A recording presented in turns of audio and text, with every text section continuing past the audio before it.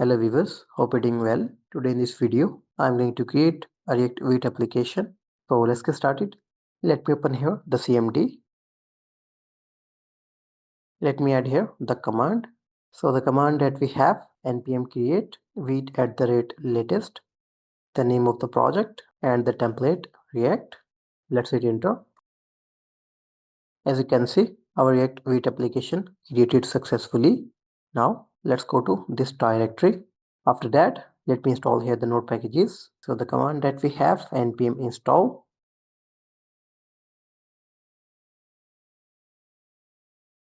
So as you can see, the node packages are installed successfully. Now after that, I'm going to run this command to run our React Vite project. So the command that we have npm run dev. So as you can see, the React Vite application running locally on this URL. Let me copy this.